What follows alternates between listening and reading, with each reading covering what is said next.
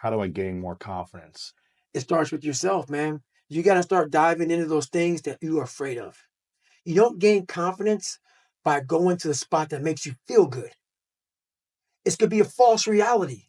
What gives you confidence is not being afraid. It's overcoming the fear. I used to stutter severely bad. So right now, I don't know how many people are going to watch this. You know what gives me confidence? Is knowing I no longer care if I sit here and start stuttering to you. Yeah. That's what gives me confidence, is facing these things, overcoming them. And maybe not overcoming them every day, but facing them and facing them, facing them. Pretty soon like this, you know what, man, this is where it's at. It's not in that comfort zone. It's in the discomfort zone. No one is born with self-confidence. Zero.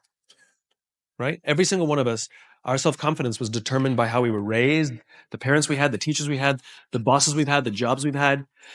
My sister worked for a company for 17 years, and her boss destroyed her self-confidence. She came out of that job, and she didn't realize until she got into her new job how afraid she was to make decisions because of her boss.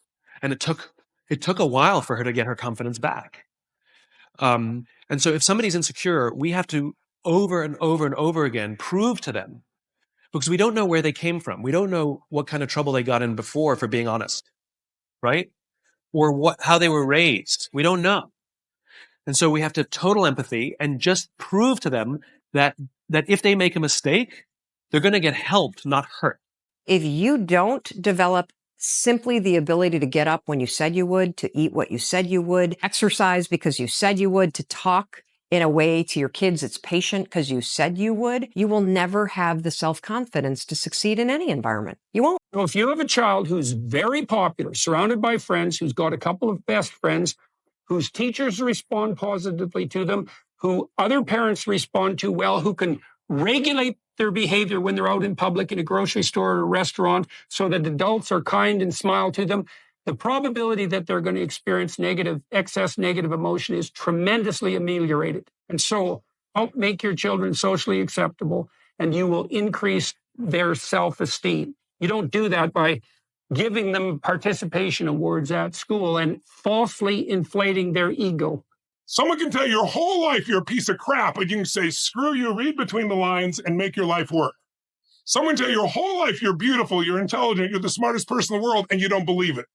Because self-esteem doesn't come from what people say about you. Self-esteem is earned within yourself. It's esteem for yourself, which only comes by doing things that are incredibly difficult, and then your brain goes, this is who I am. There's this quote from one of my friends, Alex Hormozy, that says, you don't become confident by shouting affirmations in the mirror, but by having a stack of undeniable proof that you are who you say you are. Outwork your self-doubt. Yes. We all want to be able to change the way we feel. And that's what I spend my life showing people how to do. And what most people don't know is emotion is created by motion. The way you move determines the way you feel. Every day, I say, look, you got to have 10 minutes for yourself. If you don't have 10 minutes for yourself, you don't have a life. First, I do 3 minutes of gratitude where I think of 3 things I'm really grateful for. And I associate, I don't think of it over there, I feel it. And the reason is when you're grateful, you can't be worried. You can't be fearful. So I wire myself. I've got a highway to gratitude, which changes all your emotions. And then I do a 3-minute process of kind of a prayer for my family and friends. And then I do a 3-minute process of the top 3 things I want to accomplish. I see it as done, and I feel it. I'm done in 10 minutes. So sometimes I go 20. Working on yourself, talking to yourself. That's so very important. Overcoming the negative conversation, that inner dialogue that's going on all the time, even when you don't want it to be there. You can't stop yourself right now from thinking. You can't do it. It's going on. And so learning how to empower yourself, part of doing that is standing up to yourself. You've got to stand up inside yourself sometimes and say, shut up.